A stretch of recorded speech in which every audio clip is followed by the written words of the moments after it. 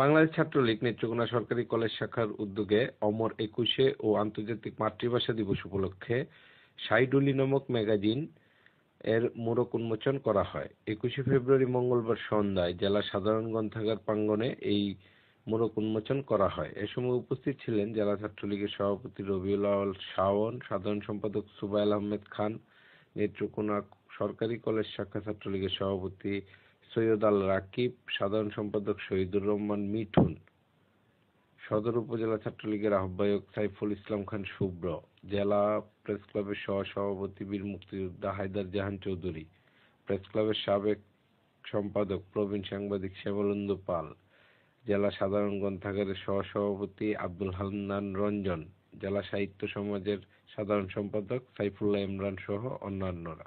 লজ্জা ছিল না, আমরা সেগুলি আমরা বিক্রি করেছি।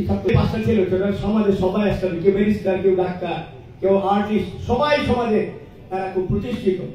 আমি মাঝে মাঝে যাই, তার প্রিন্সিপালের সাথে টিচারদের সাথে খুবই ভালো সম্পর্ক। তুমি এবার একটা সংকলন করো, যেটা মানে আগামী সময়ে আমাদেরকে সঠিক সিদ্ধান্ত নিতে হবে।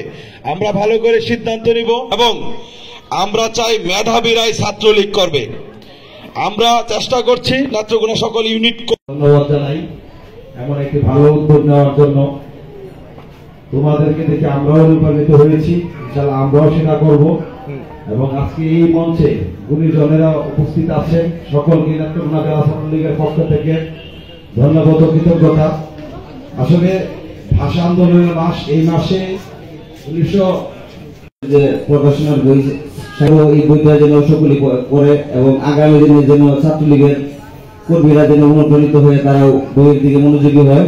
এবং আমাদের সিনিয়র সাবেক 1971 সালে ছাত্রলীগের নেত্রকোনা জেলা ছাত্রলীগের সাবেক সাধারণ সম্পাদক হায়দার জাহান চৌধুরী কাকা আছেন উপস্থিত, শ্যামলেন্দু পাল দাদা সহ এডভোকেট আব্দুল হান্নান রঞ্জন সহ এডভোকেট হাবিব ভাই সহ ইমরান ভাই সহ যারা আছেন সকলকে আজকে এই প্রোগ্রামে থাকার জন্য অসংখ্য ধন্যবাদ। জয় বাংলা, জয় শিক্ষকবৃন্দ আমাদের কলেজের সকলেই সহায়তা করেছে এবং সকল ছাত্রছাত্রী ভাইরা সহযোগিতা করেছে। আমাদের এটা প্রথমবার এটা বেরোলো, প্রথম সংকলন। প্রগতিশীল মানুষের এই মঞ্চে আছেন।